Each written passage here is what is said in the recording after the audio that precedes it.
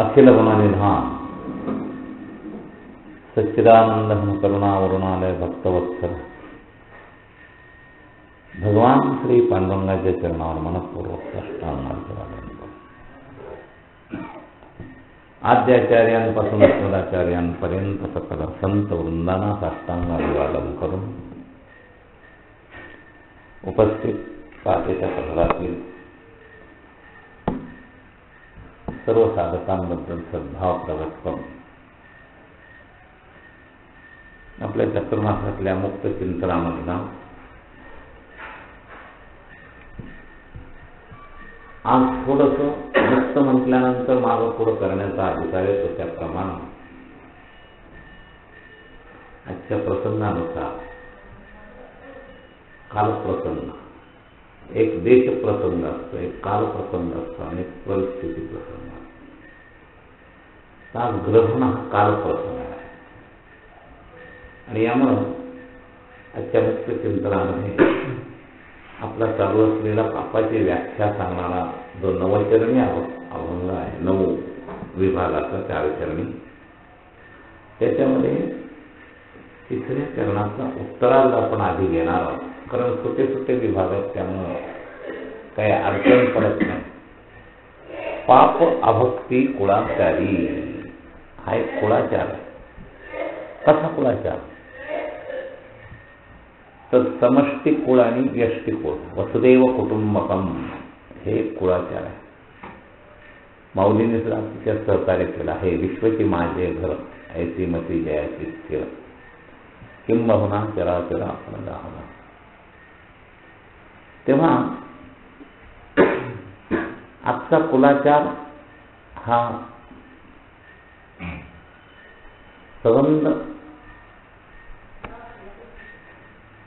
हिंदू शास्त्रामध्ये धार्मिक दृष्ट्या पाळला जाणार आहे. जगामध्ये वैज्ञानिक दृष्ट्या स्वीकृती आहे ग्रहण प्रकरणाची, पण भारतीय संस्कृतीमध्ये धार्मिक दृष्ट्या ग्रहण प्रकरणाचा विचार आहे.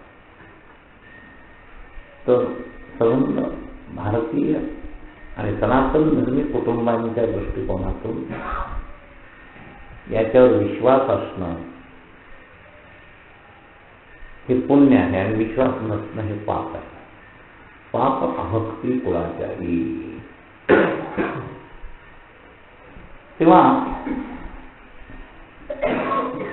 सगळी गोष्ट स्थूल दृष्टीला दिसत नाही. वैज्ञानिकांच्या सुद्धा अनेक गोष्टी इन्स्ट्रुमेंटच्या माध्यमातून अनुभवाव्या लागतात, हे लक्षात घ्या. आज कित्येक यानं अवकाशामध्ये ग्रहण परिस्थिती निरीक्षण करण्याकरता आहेत. बरेच दिवसानंतर पूर्ण खग्रास ग्रहण सूर्याचं त्याचं आहे आणि भारतात ते दिसतं. म्हणून भारतीयांकरता त्याचे विशेष सगळे नियम पाळणं अनिवार्य आहे असं पंचांगामध्ये धर्मशास्त्रदृष्ट्या सांगितले आहे. तेव्हा रात्रीपासून वेध लागलेले आहेत. भारतीय धर्मशास्त्रदृष्ट्या पंचांगाप्रमाणे ग्रहण करण्याची एक पद्धती आहे. या ग्रहण प्रकरणामध्ये तो अमृत मंथनाचा इतिहासही प्रसिद्ध आहे. अमृत प्रकटीकरणाच्या वेळेला राहू आणि केतू हे पूर्वी ग्रहामध्ये नव्हतेच, पण यांना ग्रहामध्ये जाऊन बसावं लागलं. तर हा राहू केतू अमृत प्राशन करण्याची अशास्त्रीय पद्धतीचा वापर करून देवतांच्या पंक्तीमध्ये जाऊन बसला आणि त्यांनी कप्तानं देवताच्या वेशानं अमृत ग्रहण केलं देवताच्या वेशानं आणि त्याचा परिचय चंद्र सूर्यानं दिला. चंद्र आणि सूर्य हे त्याच्या दोन्ही बाजूने होते आणि परिचय दिल्यामुळं भगवंताने त्याचा वध केला. वध केल्यामुळं पण तरी सुद्धा अमृताचं अमरत्व हे त्याला प्राप्त झालं, कारण अमृत त्याच्या मुखारविंदातून घशाच्या खाली उतरलं होतं वर केल्यावर सुद्धा शरीराचे दोन्ही भाग जिवंत राहिले, पण तो सक्रिय राहू शकला नाही. तर तो या अमृतापासून वंचित केल्याबद्दल सूर्य आणि चंद्राशी रागद्वेष करतो आणि तो राहू तोंडाने त्याचं ग्रहण करतो, असा आपला इतिहास आहे अधिदैविक पद्धतीचा. त्याच्यामध्ये वैज्ञानिक लोकांचं या सूर्य, चंद्र आणि पृथ्वी यांच्यामध्ये येणारी सावली हे त्याचं विवेचन वैज्ञानिकांनी केलेलं आहे. पण आध्यात्मिक दृष्ट्या, धार्मिक दृष्ट्या त्याचं विवेचन मी आत्ता जे सांगितलं की थोडक्यातलं सांगितलं, जास्त वेळ नाही ते आता आपल्याला थोडक्यात चिंतन करायचं. तर या संकटग्रस्त काळामध्ये पृथ्वीवरच्या जीवांवर काही परिणाम होतात. म्हणून या काळात धार्मिक अनुष्ठानं करावीत, मंत्रांचा उच्चार करावा. त्यामुळं मंत्र उजळले जातात. रजोगुणी, तमोगुणी, त्यातले त्या तमोगुणी मंत्रवाल्यांना ग्रहणामध्ये मंत्र उजळणं अनिवार्य असतं, नाहीतर त्याची शक्ती निर्बल होते. ह्या आसुरी मंडळींना या बाबतीत अतिशय कडक नियम पाळण्याची पद्धत आहे. पण सात्विक लोकांनी सुद्धा ते नियम पाळायचे, पण आपापले गुरुमंत्रातले मंत्र त्या काळात जपावे, अशा पद्धतीचा संस्कार आपल्यामध्ये आहे. तर विशेष मंत्रवाल्यांना डबल स्नान आहे आणि सामान्य लोकांना ग्रहण सुटल्याचं स्नान आहे. ज्यांना काही मंत्रतंत्र विद्यांचा मुद्दा आहे त्यांनी ग्रहण लागण्यापूर्वी स्नान करतात, ग्रहण काळात त्या मंत्रांचा उच्चार करतात आणि नंतर पुन्हा ग्रहणोत्तर स्नान करतात ग्रहण सुटल्याचं, अशी पद्धती आहे. त्याच्यामध्ये क्षेत्रामध्ये ते मंत्र जर नदीच्या किनारी क्षेत्रामध्ये जर केले तर त्याचा विशेष लाभ होतो, असाही भाग याच्यामध्ये आहे. तर हे सगळे कुळाचारच आहेत आपले, पण समष्टी कुळाचार. समष्टी कुळाचारात सुद्धा अभक्ती असता कामा नये. पर्वकाळ जे आहेत हे समष्टी कुळाचार आहेत. त्याच्यातले काही सावधगिरीचे आहेत, काही विशेष पुण्य मिळवण्याचे आहेत, कपिलाषष्ठी योग किंवा कुंभमेळ्याचे पर्वस्नानं, हे पुण्याच्या दृष्टीनं, विधेयात्मक दृष्टीनं असणारे समष्टी कुळाचार आहेत. आजही भारतामध्ये एवढी नास्तिकता असली तरी ते पाळले जातात. तर ह्या अमृत कुंभाचा प्रसंग त्याच्याशी पण जोडलेला आहे. गरुडाने तो अमृत कुंभ 4 जागी ठेवला, तिथे त्याचे थेंब पडले आणि त्या काळात ते स्नान करणं हे कुंभमेळ्याच्या पर्व काळाचा विशेष आहे. तिथेही त्या अमृत कुंभाचा संबंध आहे आणि इथेही त्या अमृत प्राशनामुळे निर्माण झालेलं हे तमोगुणी विभागाचा इतिहास आहे. तर याच्याबद्दल अभक्ती ठेवू नका. पाप अभक्ती कुळाचारी. मी आपल्या चरणाचा आश्रय फक्त घेऊन आजच्या प्रसंगाचा विषय सांगतोय. तो क्रमाने आत्ता चाललेला विषय त्याच्या आधी आहे, पण आजचा विषय आपण मुद्दाम आजच्या पर्वकाळामध्ये म्हणून हा थोडासा घेतलेला आहे. तर आम्ही तर अनेक सिद्ध संतांच्या मुखारविंदातून ऐकले, सनातन धर्माची आचारसंहिता हे अध्यात्माला सुद्धा अनिवार्य अंग आहे. साधक असो, संत असो, सगळ्यात पहिलं अंग आहे त्यांनी सनातन धर्म पाळला पाहिजे. हिंदू शास्त्राप्रमाणे सनातन धर्मविरोधी संत होऊ शकत नाही, सनातन धर्मविरोधी भगवत प्राप्त साधक होऊ शकत नाही. भगवत प्राप्त तर सगळ्यात पहिल्यांदी जबाबदारी सनातन धर्म पाळण्याची, मग बाकीच्या. आता कलियुगाच्या परिणामामुळे बरेच लोक आपल्या तर्कानं वागतात. संतांनी सांगून ठेवला आहे की ऐका ऐका भाविक जन कोण कोण घालते, तार्किकाचा टाका संग पांडुरंग स्मरा. अभक्ती कुळाचारी जे आहे ना ते याद करा. तार्किक राहू नका परमार्थ करणाऱ्याने. आज अनेक परमार्थिक सुद्धा खूप तार्किक झालेले आहेत. किंबहुना पारमार्थिक वेशाच्या खाली ते अधर्माचा प्रचार करतात, अधर्माचं समर्थन करतात, असं थोडा भाग आहे. तर थोडा हा विचार आपण लक्षात ठेवा. तर या दृष्टिकोनातून आपण हा मुद्दा लक्षात ठेवा. अभक्ती कुळाचारी. तर आपण पंढरी क्षेत्रात आहोत, नामधामामध्ये आहोत. आजच्या पर्वकाळात आपण इथं आलो,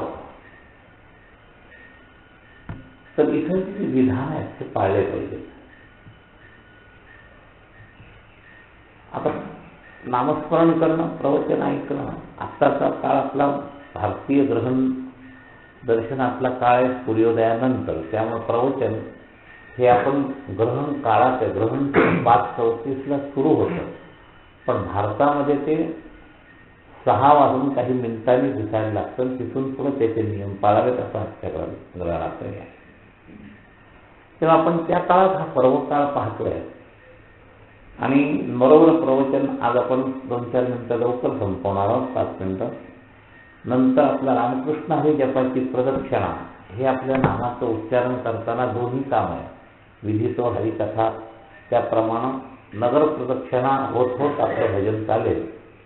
आणि भजन इथं आल्यानंतर इथं लगेच संपणार नाही, ग्रहण सुटेपर्यंत चालेल. आणि ग्रहण सुटल्यानंतर इथूनच दिंडी सोहळ्याने तुम्हाला स्नानाकरता जायचं आहे.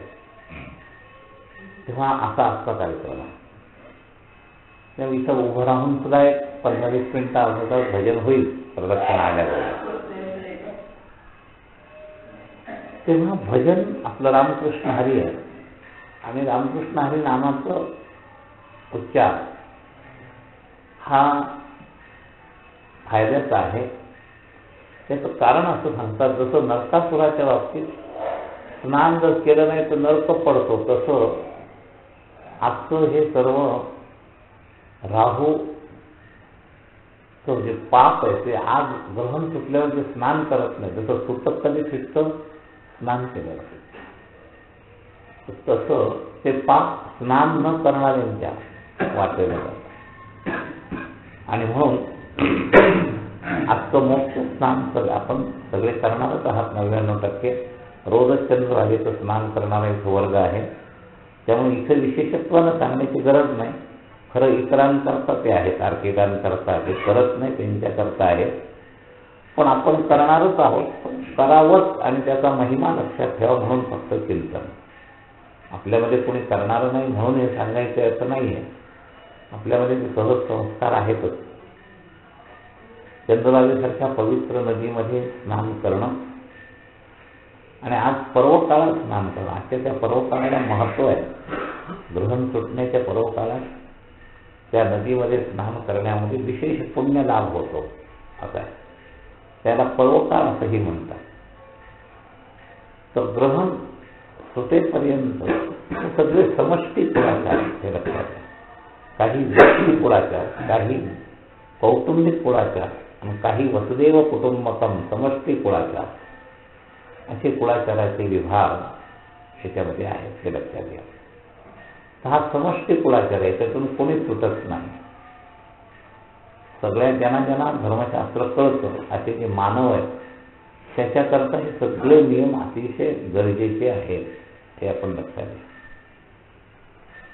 तेव्हा आजच्या विषयामध्ये आपण हे लक्षात ठेवा की शास्त्र म्हणेल ते सांगावे, ते राज्यही तृण मानावे. याप्रमाणे जसं वैज्ञानिकांनी काढलेले सिद्धांत चर्मचक्षुद्वारा सर्वच्या सर्व लोकांना कळतात असं नाही, पण आपण सर्व पाळतो. रूढीनं पाळतो, कार्यकारण समजूनच पाळतो, गरज नाही. कार्यकारण काहींना कळतात आणि काहींना एक वडील जे करते याप्रमाणे. तर मोठे लोक वैज्ञानिक नियम पाळतात. रिकामा होल्डर असला आणि लाईन चालू असली तर तिच्यात कोणी बोर्ड घालत नाही. ती लाईन दिसते का? करंट दिसत नाही, पण विज्ञानाद्वारा सिद्ध होऊन तो सर्वांच्या अंतःकरणावर रूढ झालेला आहे. आणि त्यामुळं आपण त्याची विषयाची परीक्षा सुद्धा पाहत नाही. अपवाद एखाद्याने पाहिजे तर मरावं लागेल, पण आपण पाहत नाही. आपल्या सगळ्यांना हा सिद्धांत पूर्ण कार्यकारण भाव समजून आपण मानतो का परंपरेनं निश्चित दृढ झालेला मोठ्या लोकांचा स्वीकार करून मानतो. कितीतरी लहान मुलांना विज्ञानाचे कितीतरी सिद्धांत माहिती नसतात. तर मोठी माणसं काय सांगतात ते ना, साधी भीती दाखवतात. भाऊ आहे बरं का, आता भाऊ काय त्याला काही कळत नाही, पण तो पाळतो ना. त्याच्या अंतःकरणामध्ये तो स्वीकार करतो. त्याला कार्यकारण भाव माहीत नाही. ही किती साधी भाषा आहे. देव कान कापी, भाऊ आहे, पाप लागल, या भाषा आपण लहान मुलांना शिकवतो आणि लहान मुलं मात्र प्रत्यक्षात त्याचं अनुकरण करतात. तर तसं आपण भौतिकदृष्ट्या जरी शिकलो तरी धर्मदृष्ट्या लहान मुलं, त्यामुळे इथं वडील जे जे करतात, संत ऋषी मुनी जे सांगतील, यद्यदाचरति श्रेष्ठः तत्तदेवे सर्वजनः स्वयं प्रमाणं कुरुते लोकस्तदनुवर्तते. या नियमाप्रमाणे धर्माचे सगळे नियम आपण पाळले पाहिजे. आता आपण आपले स्वतःचे अभाव जादा करतो कष्ट कमी व्हावे म्हणून. आता धर्मशास्त्राला हे मान्य नाही 10व्याच्या दिवशीच तेरावा घालणं, पण करतो आपण. 2-2 वेळा लोकांना यायला नको, आपल्याला कष्ट नको, सगळं सुटकातच स्वयंपाक होतो. 10व्याच्या दिवशी तेरावा घालणं म्हणजे 10व्याचा विधी पुरा होण्याच्या आधी रात्री सगळा स्वयंपाक होतो. हा सगळा सुटकाच स्वयंपाक होतो. आपण पुण्याच्या नावाखाली पाप करतो, ते सुटकाचं अन्न लोकांना घालतो. शास्त्रदृष्ट्या आपण हे पाप करतो, पण माणसाचं स्वतःच्या शास्त्रापेक्षा बुद्धीलाच जास्त महत्त्व वाढल्यामुळे हे असे पाप कलियुगात होऊन राहिले. असे कितीतरी पाप होतात बरं का. स्वतःच्या बुद्धीचा आढावपणा, लज्जा, हे महिला बसत नाही तर कारण काय, तेवढं त्यातलं जास्त कारण लज्जा.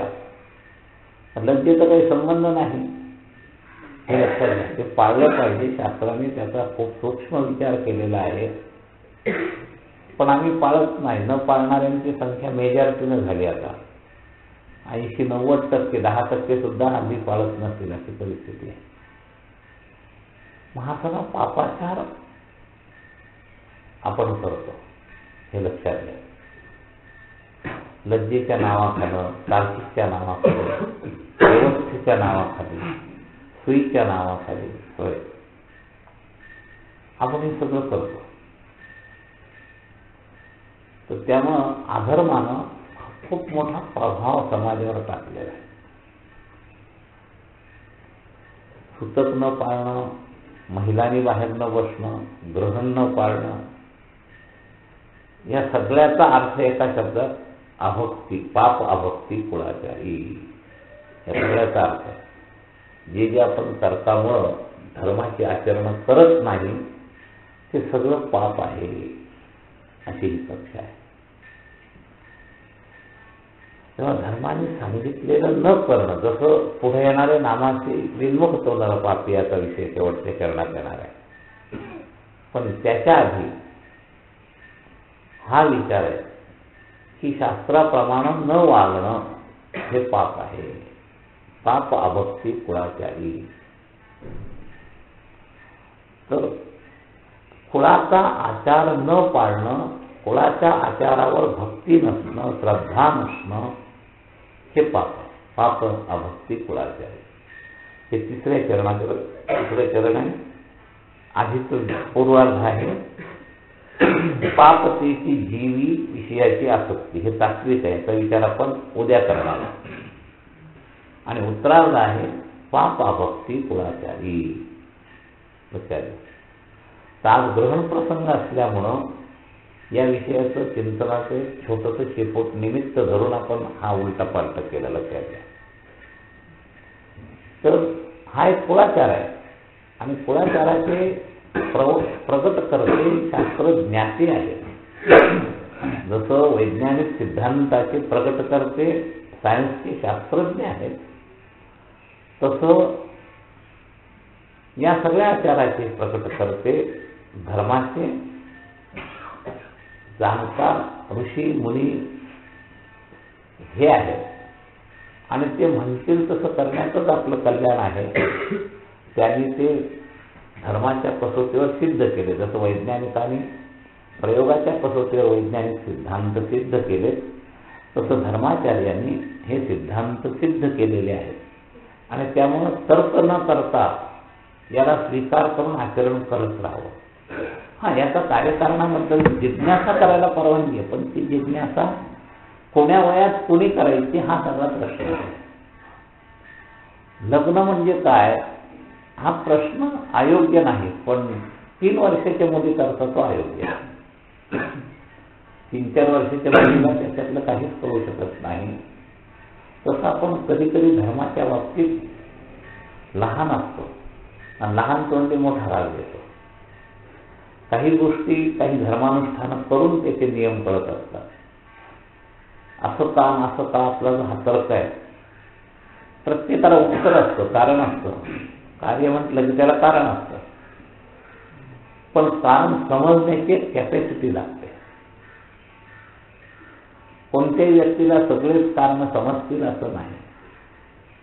वैज्ञानिकांच्या सुद्धा काही परिभाषा ज्याचं सायन्सचा अभ्यासच नाही त्याला कळू शकत नाही. तसं धर्मशास्त्राच्या परिभाषा सुद्धा सर्वच्या सर्व लोकांना कोणत्याही वेळी त्याचं उत्तर कळू शकेल अशी अवस्था नसते.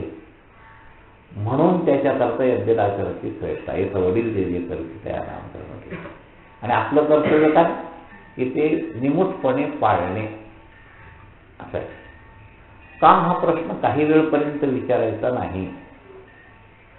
ज्याला वनस्पतीशास्त्राची माहिती नाही, गुणधर्म माहिती नाही, त्यांनी वडिलांनी मना केलेला पदार्थ खाऊ नये. कशात विष आहे, कशात नाही, कोणता पदार्थ आरोग्याला योग्य आहे नाही आपल्याला कळत नाही. सांगितलं तरी समजू शकत नाही, लक्षात राहू शकत नाही. गुणधर्म तपासण्याची लहानपणी कुवत नाही. मग वडील म्हणले ना हे खाऊ नको व संपला, आपल्याकरता ते योग्य असं. आणि पूर्वी श्रद्धा होती, पाळत होते असं. उलट त्याचा इतका अतिरेक झाला की कळायच्या वयातही जाणून घेण्याचा प्रयत्न संपला. आणि त्यामुळे पुढच्या पिढीला कार्यकारण भाव सांगता येत नाही. आमच्या सासूबाई करत होत्या, आम्ही करतो, का करतो काही माहीत नाही. तर थोडं काही काळानंतर थोडं जाणून घेण्याचा प्रयत्न करा. नास्तिकता ठेवून नाही, अविश्वास ठेवून नाही, पण जाणून घेण्याचा प्रयत्न केला तर पुढच्या पिढीला काही सांगता येतो. मधला असा एक गाळा गेला की ज्या गाळ्यामध्ये मधल्या पिढीला पुढच्या पिढीला शिकवण्या इतकं त्यांनी ग्रहणच केलं नाही, फक्त अनुकरण करत गेले, आज्ञा पाळत गेले. त्यांच्या व्यक्ती जीवनापुरतं ते फायद्याचं झालं, पण पुढं परंपरा टिकवायला अडचण आली. कारण मुलींनी विचारल्यावर जर सासूला सांगताच आलं नाही आपल्या कुळाची कुळाच्या का आहे, आणि जर काय हे न सांगता आल्यामुळं प्रौढ झालेली कन्या किंवा सून हिने जर तो पाळला नाही तर त्याचा निम्मा दोष सासूला पण आहे. का आहे सांगताच आलं नाही. म्हणून सासूला सांगितलेलं पाळावं हा जसा एक भाग आहे. पूर्वीच्या सुना लहान वयाच्या असायच्या आणि त्यामुळे त्यांना ऑर्डर बाय ऑर्डर सांगितलं तर ऐकायची सवय होती. आताच्या सुना प्रगल्भ आहेत, वयस्कर आहेत, मोठ्या आहेत, त्यांना कळतं. मग त्या कधी पाळतील धर्म, तर त्यांना जर कारण सांगता आलं किंवा याचं कारण हे आहे, यामुळे हे पाळलं पाहिजे, ते कुठं सांगता येतं. त्यामुळं सासूचा सुनेवर दाब नाही, आईचा मुलीवर दाब नाही. आज मुली का पाळत नाही तर मुलींना समजवण्या इतकं हॅमरिंग आईनं कधी केलंच नाही की तो वयात आल्यावर या पद्धतीचं जे आहे याच्या पाठीमागे धार्मिक कारणं आहेत, आध्यात्मिक कारणं आहेत. की ब्रह्महत्या ही 4 ठिकाणी प्रगट झाली, त्यातला एक प्रकार स्त्रीच्या जीवनात आहे. आणि त्या ब्रह्महत्येचा संबंध शुद्धाशुद्धतेशी असल्यामुळं त्या काळानंतर शुद्ध व्हायला पाहिजे. आणि त्या काळात सर्वसामान्य जनतेमध्ये आपण फिरता कामा नये. स्पर्श दोष होतो, जसं इन्फेक्शन असतं रोगाचं. मग ते जर रोग झाला, इन्फेक्शनचे काही रोग असतात, तर त्या काळात आपण एकमेकाच्या जवळ थांबू नये असे संस्कार असतात. कारण साधे डोळे आले, डोळेवाल्याच्या न आलेल्याच्या जवळ गेलं तर तुमचे डोळे येतात. असे कितीतरी इन्फेक्शनचे रोग असतात. त्यावेळेला आपण हे पाळतो की नाही, पाळावं लागतं की नाही, कुटुंब पाळायला लावतं की नाही. एड्स सारखे रोग असतात, आता किती जवळून त्याचं हे होतं, तर त्याला पाळतात. महारोगवाल्यांना दूर ठेवतात. कारण काही बाबतीत काही महारोगाचे 2-3 प्रकार आहेत. काही महारोगाला सेवा करताना त्याचा त्रास होत नाही किंवा काळजी घेतली तर, पण सर्वसामान्य माणसं या रक्तपितीवाल्याला दूर ठेवतात. गावोगाव वेगवेगळ्या वस्त्या आहेत. म्हणजे संस्कार इन्फेक्शन, आपले जंतू इन्फेक्शन जर डॉक्टरी शास्त्रामुळे कळतं, तर संस्कार इन्फेक्शन सुद्धा धर्मशास्त्रज्ञात्यांच्यामुळे तुम्हाला कळू शकतं. आणि ते जर संस्कार इन्फेक्शन कळलं तर तुम्ही ते पाळू शकाल. पण त्याचं महत्त्व सांगितलं आलं पाहिजे की याचा काय परिणाम आहे. तुमच्या खेड्यातल्या लोकांना अनुभव आहे प्रत्यक्ष, पण हे पुढं पिढीनं पुढं सांगत नाही. जर बाहेर बसलेली विकायची बाई खुरपायला मिरच्या चालत नाही, समजा खुरपलं तर त्या मिरच्यावर त्याचा परिणाम होतो, हे जर तुम्हाला माहिती तुम्ही तुमच्या पुढच्या पिढीला हे सांगितलं पाहिजे की जर वनस्पतीवर एवढा परिणाम होतो तर माणसाच्या सुद्धा स्पर्शात त्याचा परिणाम होणारच, झाल्याशिवाय राहत नाही. म्हणून आपण ते पाळलं पाहिजे. याविषयीचा विचार आपण सांगत नाही. यांनी काय होतं, त्यांनी काय होतं, हा आपल्याला दोष लागतो. हे फक्त एक उदाहरण सांगितलंय आपल्याला. असे सगळे धर्माच्या नियमाला कारण आहेत. बिना नियमाचा एकही धर्माचा नियम नाही, विनाकारणाचा. फक्त कार्यकारण भाव सांगता येत नाही, हा दोष आहे. आणि म्हणून सगळ्यात पहिल्यांदा 10-5 उदाहरणं सांगून त्याच्या अंतःकरणावर हे बिंबवलं पाहिजे. जसं सायन्स हे अकाट्य आहे, त्याच्या प्रयोगाने ते सिद्ध आहे, तर धर्मशास्त्र सुद्धा, धर्मसायन्स सुद्धा अकाट्य आहे, ते प्रयोगाने सिद्ध आहे. म्हणून तुझं कर्तव्य आहे त्याचं पालन करणं, त्याच्यावर अभक्ती न ठेवता. आणि जर तू हे केलं तर धर्मशास्त्राचे जे शिक्षा विभाग आहे त्यामध्ये पाप रूपाचं तुझ्या नावावर नोंद होईल. जसं एखादा गुन्हा केला की तुम्हाला मेमो मिळतो, तिथं नोंद होतो आणि त्यानुसार त्याला पुढची कारवाई होते. तर धर्मशास्त्रामध्ये जर तुम्ही कुळाचाराच्या बाबतीत अभक्ती केली तर तुम्हाला पाप लागेल आणि ते पाप भोगायच्या रूपाने यावं लागेल. तुका म्हणे पापी येते रोगाची या रूपे. तर स्पर्श दोषाने काही रोग होतात, हे धर्मशास्त्र न पाळल्यानं काही रोग होतात.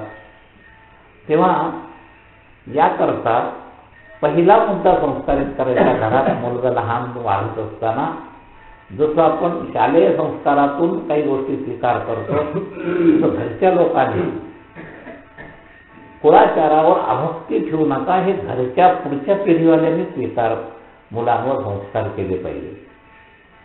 आणि जर ती केली तर तुला पाप लागेल. पापाचं फळ आहे दुःख, पापाचं फळ आहे रोग, पापाचं फळ आहे अशांती. ही सगळी पापाची फळे. आणि तुला जर जीवनात अशांती नको असेल, रोग नको असेल, दुःख नको असेल, तर तुला हे पाळावं लागेल. म्हणून अभक्ती त्याची काढणं हे सगळ्या घरातल्या कौटुंबिकांचं, तो जसजसा मोठा होतोय तसतसं त्याच्या डोक्यात हे संस्कार केले पाहिजे. आणि जर तू ही अभक्ती ठेवली तर तू पापाच्या सगळ्या परिणामी सुखदुःखाच्या दुःखाला कारणीभूत राहतील, रोगाच्या रूपानं कारणीभूत राहतील. हा जर संस्कार लहानपणी केला तर त्याच्यावर पक्का होतो. पूर्वी हे संस्कार केले जात होते. परिणामाचे नरकाचे नकाशे असायचे. हे पाप केलं तर या नरकात जातील, या नरकाचं स्वरूप हे आहे, या नरकाचं स्वरूप हे आहे. म्हणजे धर्मशास्त्रदृष्ट्या त्याचे पुढचे विचार त्याच्या संस्कारित केले जात होते. आज ते संस्कारित केले जात नाही. आणि त्यामुळे कलीचा प्रभाव असा झालेला आहे की आम्ही कुळाचारावर अभक्ती वाढत चालली आणि पापाचं मुख्य कारण आहे. आज पाप अभक्ती कुळाचारी या विषयावर हे थोडंसं ग्रहणाचं नित्य नियमाचं सूत्र धरून या विषयावर बोललो. आज जास्त विषय वाढवायला वेळ नाही. पुढचा वेळ ग्रहण काळातल्या साधनेचा आहे. आता घरी पण निघायची, झाल्यानंतर भजन करायचं आहे. म्हणून रोज 2-5-10 मिनिटं वाढले तरी मी वाढू देत होतो, कारण रोजचा विषय वेगळा. आणि आज आपल्याला या वेळेत आवडायचं असल्यामुळं आपण कमीत कमी हे लक्षात ठेवा, स्वतःही अभक्ती ठेवू नका. भक्ती ठेवून कुळाचार पाळा आणि पुढच्या पिढीवर सुद्धा अभक्ती होणार नाही याची काळजी घ्या. म्हणजेच आपण एका अंशातून पापाच्या एका विभागातून मुक्त होऊ. पापाचे जे 9 विभाग झाले त्यापैकी एक महत्त्वाचा विभाग हा आहे पाप अभक्ती कुळाचारी. पुंडली गौरदा विठ्ठल श्री ज्ञानदेव तुकाराम ज्ञानेश्वर महाराज की जय. नाम भगवान की जय. जय जय श्री राधे.